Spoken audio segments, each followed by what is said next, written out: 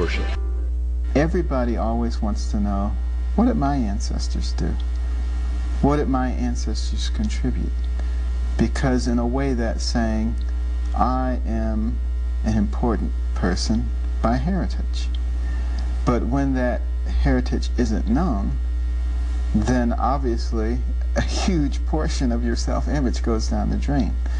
And that's why it's so important, I believe, you know, to take that young 6-year-old boy by the hand and walk down the street and give him a black history lesson and point to his shoes and say it was Jan Matzliger, a black man, who invented the automatic shoe lasting machine.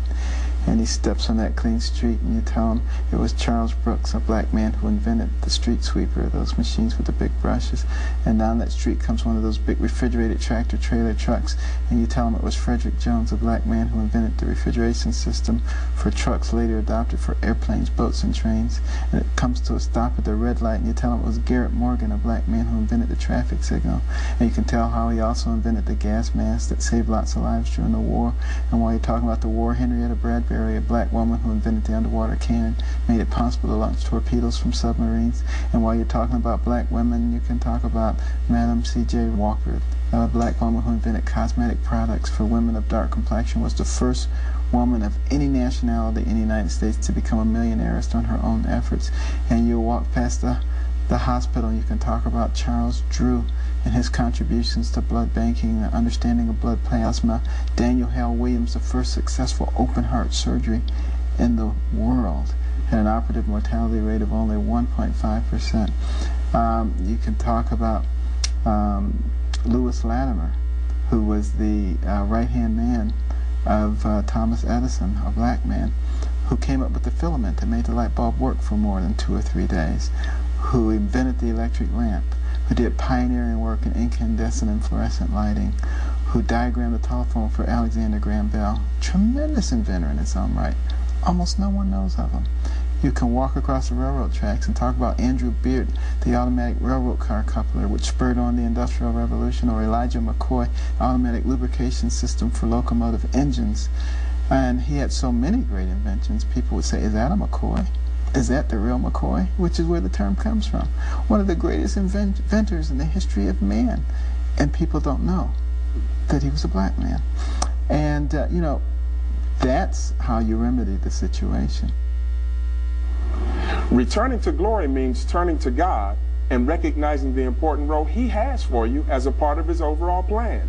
In the same way that the fall had nothing to do with any outside influence, your return to glory does not depend on any outside influence either. It's all about your relationship with the Lord. I believe that every one of us needs to be comfortable in our own skin. It's not whites trying to be black, blacks trying to be white. It's just saying, God, you made me this way. You made my nose the way it is, my ears, my hair, the color of my eyes, the color of my skin, my lips, the angle of my face, my body structure. The things I can change, I want to have a lifelong journey and a lifelong process of changing those things with your help. But the things I cannot change, I want to thank you as a creature to the Creator. I want to thank you for the way you've designed me. And that, I believe, is the essence of the message of return to glory. If you see yourself as nothing, you're not going to have very much self-esteem. You're probably not going to move very far in life. If you see yourself as the great one, you're going to get the big head and you're going to fall. If you see yourself as an instrument in God's hands, you recognize that it's about Him and it's not about you. And when you recognize that, that's when He can use you. And believe me, He can do a lot more with you than you can do with yourself.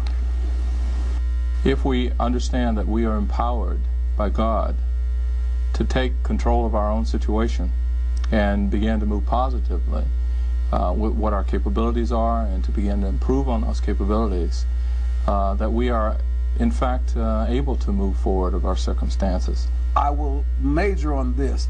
The focus has to always be forward and using our past experience, good, bad, or ugly, to build that forward momentum and move in what God has ordained, and God will show Himself strong. And Dr. Adrian Rogers once mentioned how a friend of his in Romania said that Americans have a problem with surrender. We'd rather commit. Well, commit still means that we exercise control. Surrender, however, means we give our total being to God, that we surrender everything to Him. And it's really essential that we surrender everything within us. The song "I Surrender All" is really aptly describes where we are as a black man. As a black man, I want to surrender all to God because I'll find myself in Him, by Him becoming me, and transforming me into being this great African-American man, but a man who looks beyond color, a man who looks beyond class, a man who looks directly into the eyes of God. And once I find reconciliation in God, I can then find reconciliation with myself, which gives me reconciliation with humanity. It's not out of envy or hatred of any race that we seek at times to proclaim the great achievements of our own. We do this because we know that no race has a monopoly of intelligence or enterprise or genius, because we know that the race of man is far from finished. There's a great deal left to be done in this world. The race of man is only just beginning. There's room for all of us at the rendezvous of history. Return to glory has everything to do with humility before Almighty God. If we humble ourselves, He raises us up regardless of race or culture. God said through His prophets Isaiah and Zephaniah, "I will raise you up as worshipers unto myself."